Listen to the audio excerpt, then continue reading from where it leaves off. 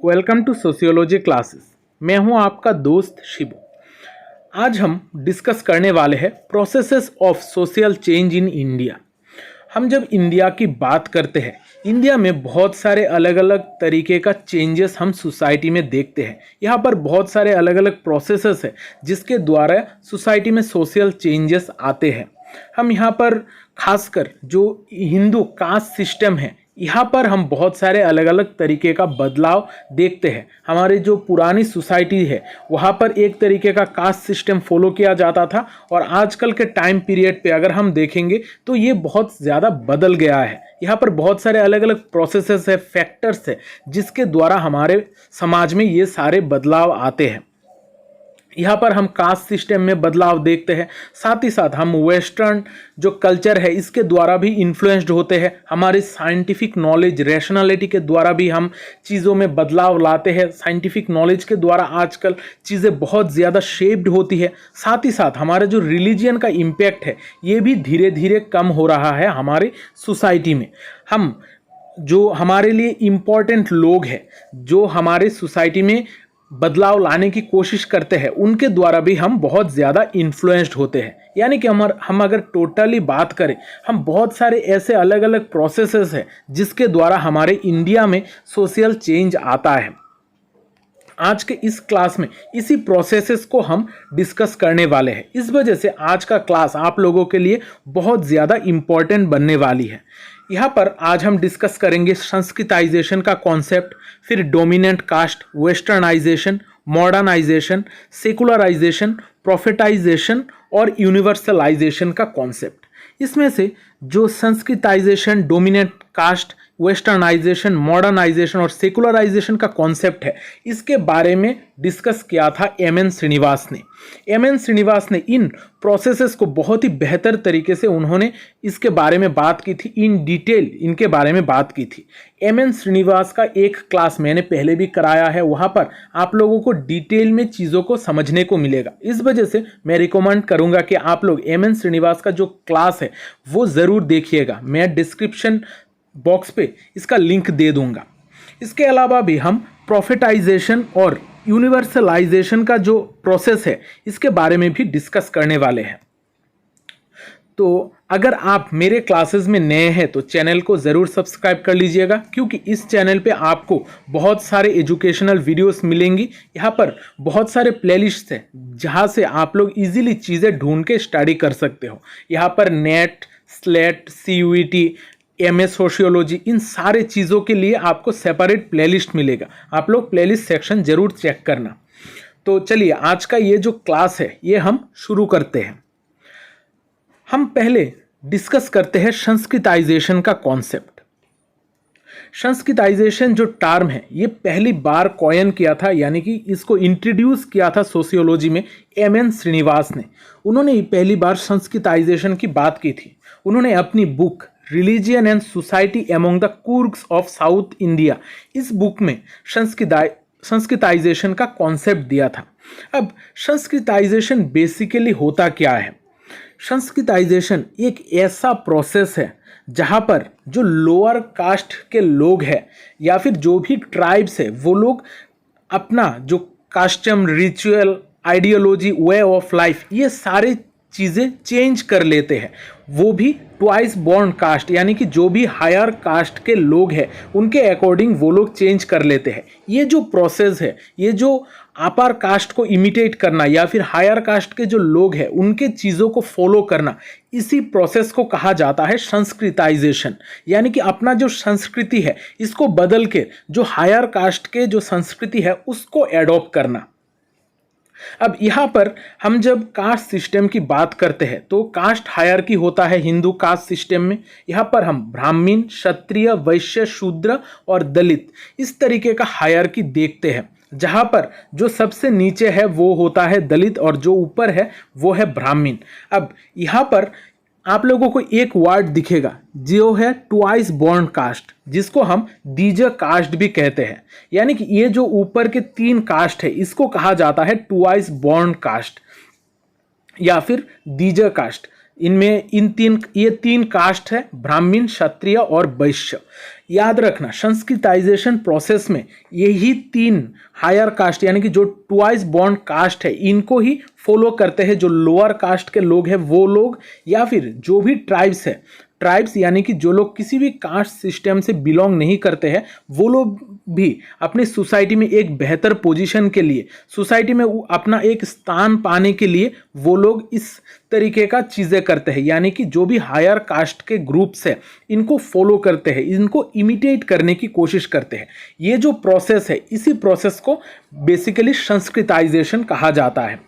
यहाँ पर अगर हम एग्जाम्पल के तौर पे समझने की कोशिश करें, जो दलित्स है वो लोग बहुत बार देखा गया है कि वो लोग वेजिटेरियनिज्म यानी कि वो लोग मांस छोड़ देते हैं और वेजिटेबल्स खाना स्टार्ट करते हैं, क्योंकि जो ब्राह्मण्स है वो लोग इस तरीके का चीज़ें करते हैं। और साथ ही साथ ब्राह्मण्स जिस तरीके का पूजा पाठ करते हैं उसी तरीके से दलित्स भी अपने आप को चेंज करने की कोशिश करते हैं, ताकि उनकी कम्युनिटी पे या फिर सोसाइटी में उनका एक ओहदा बेहतर हो, उनका जो पोजीशन है वो बेहतर हो। यहाँ पर इंडिया में हम बहुत जगहों पर, अलग अलग जगहों पर अलग अलग तरीके का संस्कृताइजेशन का प्रोसेस देखते हैं। अब यहाँ पर एक चीज़ याद रखने की बात है कि हर जगह पर संस्कृताइजेशन ही फॉलो होता है, ऐसी बात नहीं है। DN धनाग्रे ने डिसंस्कृताइजेशन के बारे में भी बात की थी। यहाँ पर जब डिसंस्कृताइजेशन कॉन्सेप्ट की हम बात करते हैं, ये ऑपोजिट होता है, यानी कि जो लोअर कास्ट का जो रिचुअल्स है, जो भी चीज़ें हैं वो अपर कास्ट फॉलो करते हैं, लेकिन यहाँ पर वो हमारा विषय नहीं है। संस्कृताइजेशन में सिर्फ याद रखना कि जो लोअर कास्ट या फिर ट्राइब्स है वो लोग अपर कास्ट के चीज़ों को फॉलो करते हैं, जो भी ट्वाइस बॉन्ड कास्ट है उनके चीज़ों को फॉलो करते हैं। अब संस्कृताइजेशन का कैरेक्टरिस्टिक्स हमें समझना ज़रूरी है, तभी हम चीज़ों को और भी बेहतर तरीके से समझ पाएंगे। यहाँ पर संस्कृताइजेशन में लोग इमिटेशन करते हैं, यानी कि जो भी अपर कास्ट से उनको इमिटेट किया जाता है, उनके तौर तरीक़ों को, रिचुअल्स, नॉर्म्स, बिलीव्स, इन सारी चीज़ों को कॉपी किया जाता है और उनके जैसा ही इमिटेट करने की कोशिश किया जाता है। यहाँ पर हम संस्कृताइजेशन के द्वारा सोशल चेंज देखते हैं। सोशल चेंज यानी कि हमारा जो लिविंग पैटर्न है, ऑक्यूपेशन और एस्पेक्ट ऑफ लाइफ है, इनमें भी बदलाव देखा जाता है।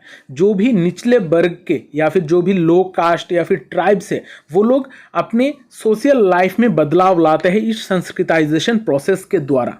यहाँ पर कल्चरल चेंज भी देखा जाता है, यानी कि कल्चर, जो भी तौर तरीके हैं कल्चर में, ये सारी चीज़ों में भी बदलाव देखा जाता है संस्कृताइजेशन में।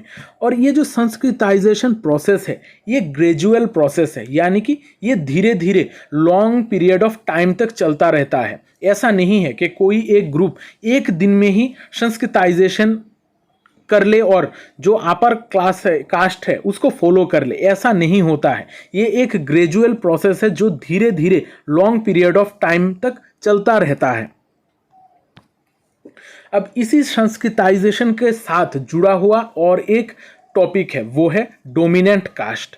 डोमिनेंट कास्ट का कॉन्सेप्ट भी पहली बार MN श्रीनिवास ने ही दिया था और उन्होंने इस डोमिनेंट कास्ट का कॉन्सेप्ट के बारे में स्टडी किया था रामपुरा विलेज में, जो एक मैसूर की एक विलेज है।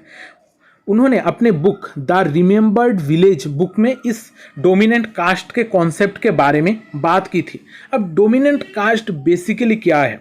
हम हर एरिया पर, कोई भी सोशल सेटिंग हो, कोई भी सोसाइटी हो, हम हर जगह पर एक ऐसा कास्ट देखते हैं जो उस जगह पर डोमिनेंट होता है, यानी कि जिसके लोग ज़्यादा पावरफुल होते हैं, जिनकी बात मानी जाती है, जो पॉलिटिकली पावरफुल होते हैं, जिनके पास इकोनॉमिक पावर होता है। इस तरीके का हम एक कास्ट देखते हैं।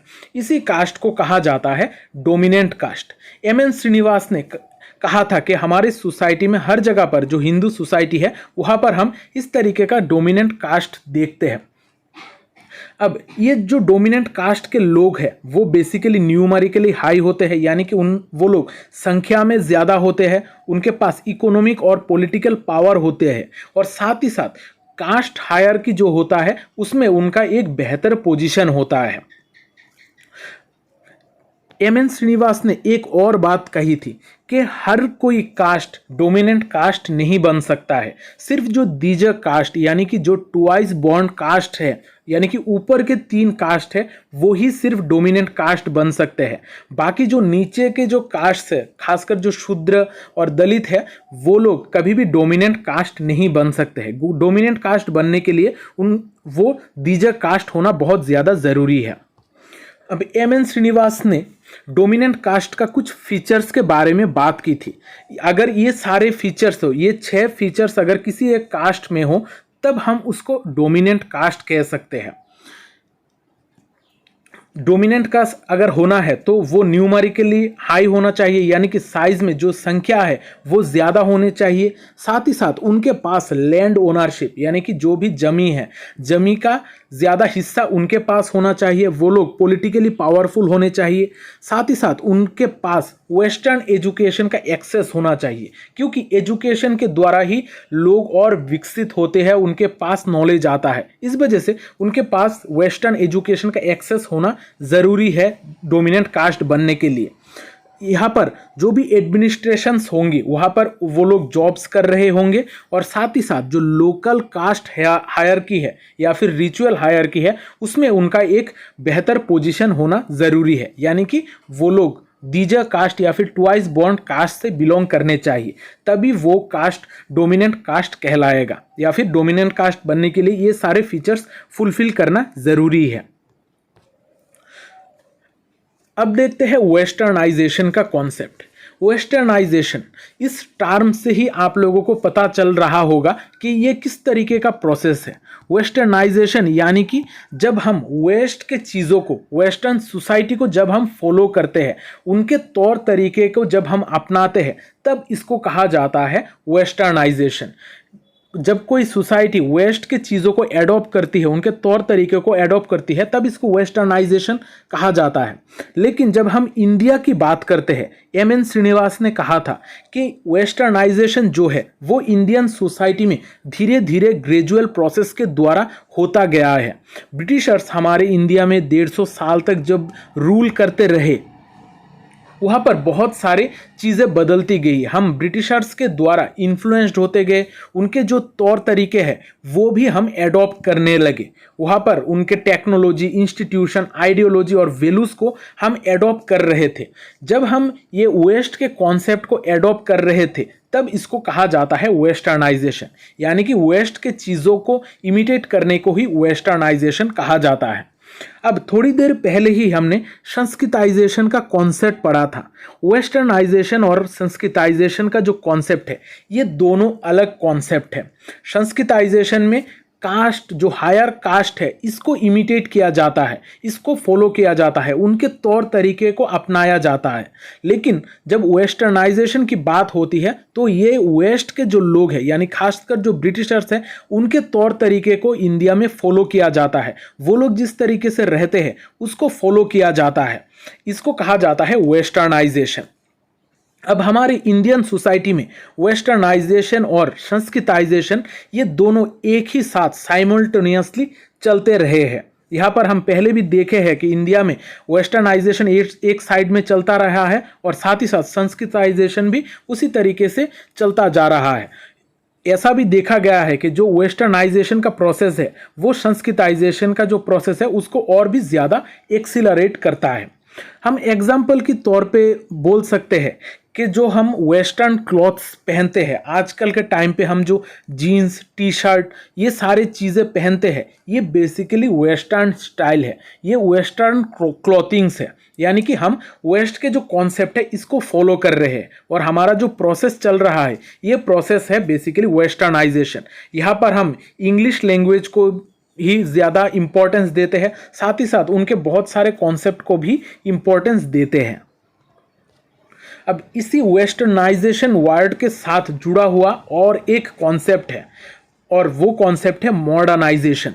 अब ये दोनों टर्म्स में हमें बहुत ज़्यादा दिक्कत आती है जब हमें एग्जाम में पूछा जाता है वेस्टर्नाइजेशन और मॉडर्नाइजेशन कॉन्सेप्ट। ये दोनों कॉन्सेप्ट में हमें बहुत ज़्यादा दिक्कत आती है, इस वजह से हमें केयरफुल रहना होगा। जब हम मॉडर्नाइजेशन की बात करते हैं, यहाँ पर हम किसी एक चीज़ को पार्टिकुलरली सिर्फ वेस्ट को इमिटेट नहीं करते हैं, सिर्फ वेस्ट की चीज़ों को एडॉप्ट नहीं करते हैं। यहाँ पर बेसिकली सोशियो इकोनॉमिक और टेक्नोलॉजिकल ट्रांसफॉर्मेशन की बात की जाती है, यानी कि जो भी नए सोशियो इकोनॉमिक चीज़ें हैं, चेंजेस है, बदलाव है सोसाइटी में, टेक्नोलॉजिकल जो भी ट्रांसफॉर्मेशन हो रही है हमारे आसपास, इन सारे चीज़ों को एडॉप्ट करने की बात की जाती है। यानी कि मॉडर्नाइजेशन में जो ट्रेडिशनल सोसाइटीज़ है वो नए तरीके का इकोनॉमिक डेवलपमेंट करती है, इकोनॉमिक प्रोग्रेस करती है, साथ ही साथ टेक्नोलॉजी को एडॉप्ट करती है। इस प्रोसेस को हम कहते हैं मॉडर्नाइजेशन। मॉडर्नाइजेशन के वजह से हमारी सोसाइटी में अर्बनाइजेशन, इंडस्ट्रियलाइजेशन और सेकुलराइजेशन बहुत ज़्यादा इंक्रीज हो जाता है। यहाँ पर हम सोसाइटी में वैल्यूज़, एटीट्यूड्स में बहुत ज़्यादा बदलाव देखते हैं। लोग बहुत ज़्यादा मॉडर्नाइजेशन के वजह से बहुत ज़्यादा साइंटिफिक हो जाते हैं। वो लोग रैशनली सोचना स्टार्ट करते हैं, यानी कि लॉजिक लगाकर चीज़ों को समझने की कोशिश करते हैं। यहाँ पर इंडिविजुअल के ऊपर ज़्यादा फोकस किया जाता है और साथ ही साथ साइंटिफिक नॉलेज और साइंटिफिक प्रोग्रेस के ऊपर इम्पोर्टेंस दिया जाता है।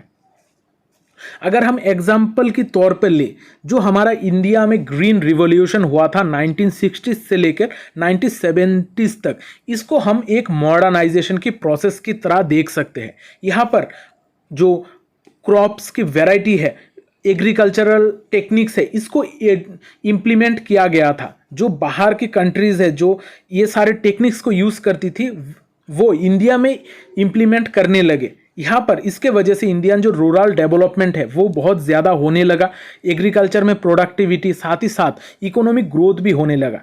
ये जो चीज़ें हैं ये बेसिकली मॉडर्नाइजेशन का पार्ट है, यानी कि हमारा टेक्नोलॉजी में इम्प्रूवमेंट, इकोनॉमी में इम्प्रूवमेंट। अब यहाँ पर हमें फिर भी वेस्टर्नाइजेशन और मॉडर्नाइजेशन में आप लोगों को दिक्कत हो सकती है। इस वजह से मैंने यहाँ पर एक डिफरेंस बताया है ताकि आप लोगों के बीच में और कोई प्रॉब्लम ही ना रहे। मॉडर्नाइजेशन और वेस्टर्नाइजेशन में क्या फ़र्क है आप लोग अच्छी तरीके से समझ पाओ। जब मॉडर्नाइजेशन की बात की जाती है, मॉडर्नाइजेशन में जो ट्रेडिशनल नॉर्म्स एंड वैल्यूज़ है इसको हटा दिया जाता है और जो भी वर्ल्ड में लोग एडॉप्ट कर रहे हैं, जो भी टेक्नोलॉजी या फिर नॉर्म्स एंड वैल्यूज़ को एडॉप्ट कर रहे हैं उसी को एडॉप्ट किया जाता है। लेकिन वेस्टर्नाइजेशन में सिर्फ वेस्टर्न जो कल्चर है उसको ही फॉलो किया जाता है, वेस्टर्न नॉर्म्स एंड वैल्यूज़ को एडॉप्ट किया जाता है। वो भी जो नॉन वेस्टर्न कंट्रीज़ है वो वेस्टर्न कल्चर्स को एडॉप्ट करती है। इसको हम कहते हैं वेस्टर्नाइजेशन। और मॉडर्नाइजेशन में हम वर्ल्ड में किसी भी जगह पर कोई भी अच्छी चीज़ हो, अच्छी टेक्नोलॉजिकल डेवलपमेंट हो, उसी को हम एडॉप्ट कर लेते हैं, उसी को हम ले लेते हैं। इसको कहा जाता है मॉडर्नाइजेशन।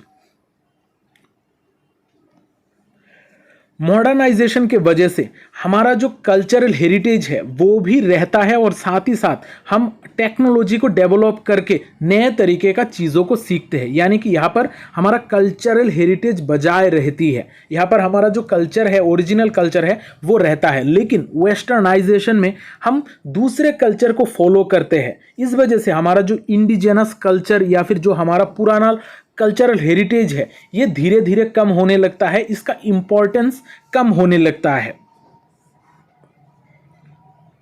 मॉडर्नाइजेशन में टेक्नोलॉजी के ऊपर ज़्यादा फोकस किया जाता है, लेकिन वेस्टर्नाइजेशन में टेक्नोलॉजी के ऊपर इतना ज़्यादा फोकस नहीं किया जाता है। यहाँ पर जो टेक्नोलॉजी अडॉप्ट किया जाता है वो सिर्फ वेस्टर्न कल्चर से होती है, लेकिन टेक्नोलॉजिकल एडवांसमेंट के ऊपर इतना ज़्यादा एम्फासिस नहीं किया जाता है। मॉडर्नाइजेशन में हमारा फोकस होता है इकोनॉमिक प्रोग्रेस पर, साथ ही साथ लोगों का जो लिविंग स्टैंडर्ड है इसको इम्प्रूव करने पर, यानी कि हम इकोनॉमिक प्रोग्रेस के साथ साथ लोगों का लिविंग स्टैंडर्ड भी इम्प्रूव करने की कोशिश करते हैं। लेकिन वेस्टर्नाइजेशन में इस तरीके का कोई कॉन्सेप्ट होता नहीं है। यहाँ पर इकोनॉमिक प्रोग्रेस की बात नहीं की जाती। वेस्टर्नाइजेशन में सिर्फ हम वेस्टर्न जो कल्चर है, नॉर्म्स, वैल्यूज़ है, स्टाइल है, इसको इमिटेट करते हैं, इसको फॉलो करते हैं। अब अगर सिंपल भाषा में हम समझे, जो मॉडर्नाइजेशन है वो बेसिकली हमारे लिए एक पॉजिटिव साइन है। मॉडर्नाइजेशन के द्वारा हमारे सोसाइटी में इकोनॉमिक प्रोग्रेस आएगा, साथ ही साथ टेक्नोलॉजिकल डेवलपमेंट भी होगा। लेकिन वेस्टर्नाइजेशन उतना ज़्यादा पॉजिटिव नहीं है। यहाँ पर हमारा ज़्यादातर जो चीज़ें हैं, हमारा कल्चर जो है वो ख़त्म हो जाएगी, कल्चर बहुत ही प्रॉब्लमेटिक सिचुएशन में आ जाएगा। साथ ही साथ हम सिर्फ एक जैसे कल्चर को फॉलो करेंगे, एक कंट्री के कल्चर को इमिटेट करेंगे। आशा करता हूं अब ये जो डिफरेंस है इसके द्वारा आप लोगों का मॉडर्नाइजेशन और वेस्टर्नाइजेशन का जो कॉन्सेप्ट है ये क्लियर हो गया है। अब हम देखते हैं सेकुलराइजेशन का कॉन्सेप्ट। सेकुलराइजेशन यानी कि एक ऐसा प्रोसेस जहां पर हमारा जो रिलीजियन है, रिलीजियन का इंपॉर्टेंस कम होता है। एम.एन. श्रीनिवास ने सेकुलराइजेशन के ऊपर स्टडी किया था। उन्होंने सेकुलराइजेशन कॉन्सेप्ट के ऊपर बहुत ज़्यादा डिटेल में उन्होंने स्टडी की थी। उनके हिसाब से ये जो सेकुलराइजेशन है इसके वजह से हमारा जो रिलीजियन है इसका इम्पोर्टेंट लोगों के लाइफ में धीरे धीरे कम होने लगती है। जो हमारा सोसाइटी है, इकोनॉमिक, पॉलिटिकल, लीगल या फिर मॉरल एस्पेक्ट है हमारी लाइफ का, इसमें जो रिलीजियन का इम्पोर्टेंस है वो धीरे धीरे कम होने लगता है। इसी प्रोसेस को हम कहते हैं सेकुलराइजेशन, यानी कि रिलीजियन का इम्पोर्टेंस धीरे धीरे कम होना और लोग अपने थॉट प्रोसेस रैशनल तरीके से सोचना धीरे धीरे बढ़ता है इस सेकुलराइजेशन के द्वारा। एम.एन. श्रीनिवास ने सेकुलराइजेशन का एक डेफिनेशन दिया है। उन्होंने इस डेफिनेशन में दो चीज़ों के ऊपर ज़्यादा इम्पोर्टेंस दिया था। उनके हिसाब से सेकुलराइजेशन एक ऐसा प्रोसेस है जिसके द्वारा जो रिलीजियन है वो धीरे धीरे रिलीजियन का इफेक्ट कम होने लगता है हमारे सोसाइटी में।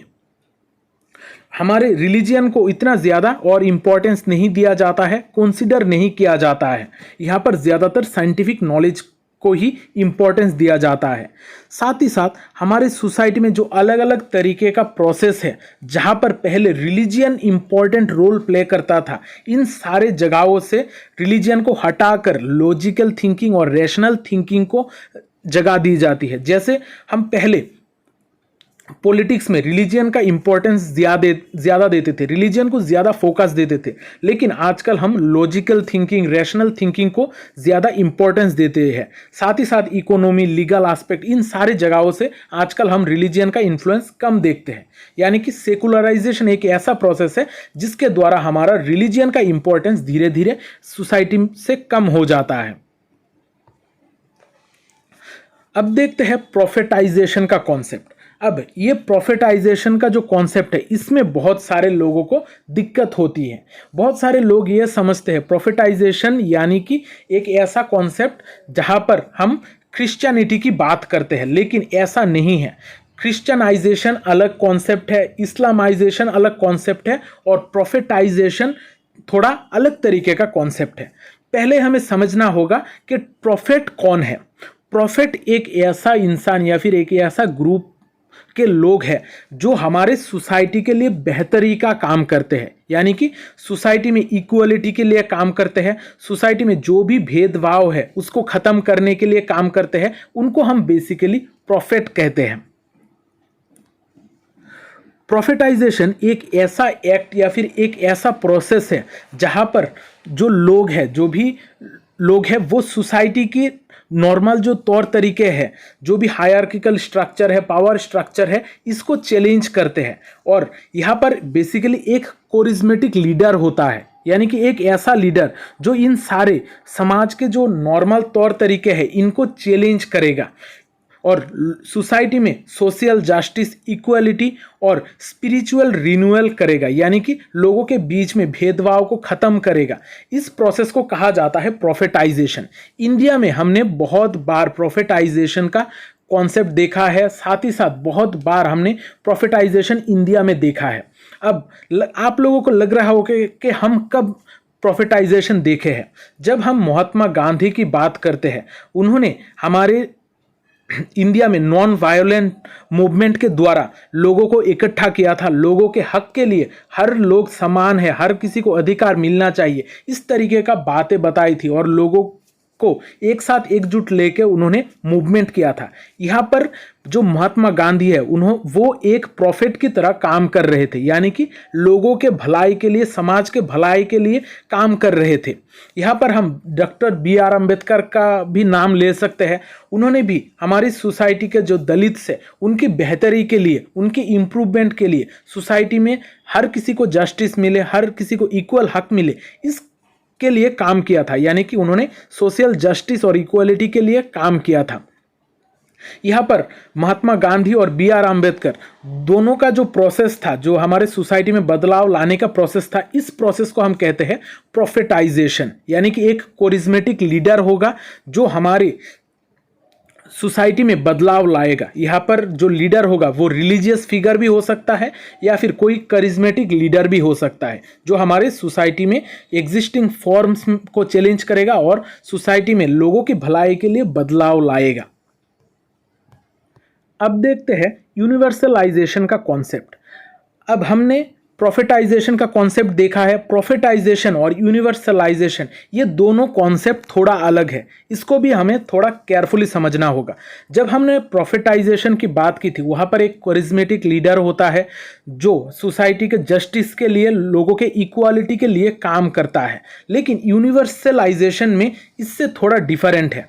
हमारे वर्ल्ड में कुछ यूनिवर्सल लॉज होते हैं, कुछ यूनिवर्सल वैल्यूज होते हैं, यानी कि वर्ल्ड के हर जगह पर कुछ चीज़ों को सही माना जाता है। जैसे चोरी ना करना, इसको वर्ल्ड में हर जगह पर सही माना जाएगा। किसी का आप मर्डर नहीं कर सकते, इस तरीके का जो चीज़ें हैं ये हर जगह पर माना जाता है। यानी कि लोगों की भलाई के लिए ऑल ओवर वर्ल्ड में जो चीज़ को सही मानी जाती है, अगर हम उस चीज़ को एडॉप्ट करें तब उसको कहा जाता है यूनिवर्सलाइजेशन। यानी कि जो भी यूनिवर्सल वैल्यूज़ है, यूनिवर्सल प्रिंसिपल्स है, इसको जब हम एडॉप्ट करते हैं इसको कहा जाता है यूनिवर्सलाइजेशन।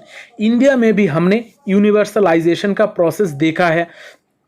हमारा जब इंडिया में कॉन्स्टिट्यूशन को इम्प्लीमेंट किया गया था, वो भी एक यूनिवर्सलाइजेशन का ही प्रोसेस है। साथ ही साथ हर किसी को शिक्षा मिलने का अधिकार, ये भी एक यूनिवर्सलाइजेशन का ही प्रोसेस है। इस यूनिवर्सलाइजेशन का प्रोसेस के द्वारा हम human rights, democracy, gender equality, environmental sustainability, ये सारी चीज़ों के बारे में बात करते हैं। यानी कि यहाँ पर ग्लोबल स्केल पे बात की जाती है कि वर्ल्ड में हर किसी को कौन सी हक मिलनी चाहिए, कौन से लोगों को किस तरीके का हक मिलने चाहिए, ये पहले से ही यूनिवर्सलाइज्ड है। हर जगह पर इसको मान्यता दी जाती है। इस प्रोसेस को ही कहा जाता है यूनिवर्सलाइजेशन। अगर हम एग्जाम्पल के तौर पे समझने की कोशिश करें, इंडिया में राइट टू एजुकेशन एक्ट 2009 में चालू किया गया था। इसके रिगार्डिंग जो भी 6 से लेकर 14 साल का बच्चा है उसको फ्री एंड कंपलसरी एजुकेशन मिल रहा है। यानी कि यहाँ पर शिक्षा का अधिकार, हमें वर्ल्ड में किसी भी जगह पर रहेंगे उसको शिक्षा का अधिकार मिलना ज़रूरी है। यानी कि ये एक यूनिवर्सल प्रिंसिपल है या फिर एक यूनिवर्सल वैल्यू है। इसी तरीके से जब हम यूनिवर्सल वैल्यूज़ और प्रिंसिपल्स को एडॉप्ट करते हैं, हमारे सोसाइटी में इम्प्लीमेंट करते हैं, इसको कहा जाता है यूनिवर्सलाइजेशन। और ऑपोजिट में हमने जो प्रोफेटाइजेशन की बात की है, वहाँ पर कोई एक कोरिज्मेटिक लीडर उस जगह पर कौन सी चीज़ सही है, उस जगह पर कोई भी एक इक्वलिटी लाने के लिए, सोशल जस्टिस लाने के लिए किस तरीके का काम करना चाहिए, वो होता है बेसिकली प्रोफेटाइजेशन का प्रोसेस। और यूनिवर्सलाइजेशन में यूनिवर्सल वैल्यूज़ को इम्प्लीमेंट किया जाता है, यूनिवर्सल प्रिंसिपल्स को एडॉप्ट किया जाता है। अब इस क्लास में हमने बहुत सारे सोशल प्रोसेसेस को समझा है। आशा करता हूँ आप लोगों को सारी चीज़ें समझ में आ गई है। अगर फिर भी दिक्कत हो तो आप लोग वापस से क्लास को देखना, यहाँ पर नोट्स भी थोड़े बहुत दी गई है, आप लोगों को चीज़ें बहुत ही आसानी से समझ में आएगी। आज का क्लास यहाँ पर ही ख़त्म करता हूँ। अगर क्लास अच्छा लगा है तो वीडियो को लाइक और शेयर ज़रूर करना, क्योंकि शेयरिंग इज़ केयरिंग। मिलते हैं अगली क्लास में, तब तक अच्छे रहिए, स्वस्थ रहिए और लोगों में प्यार बांटते रहिए। जय हिंद।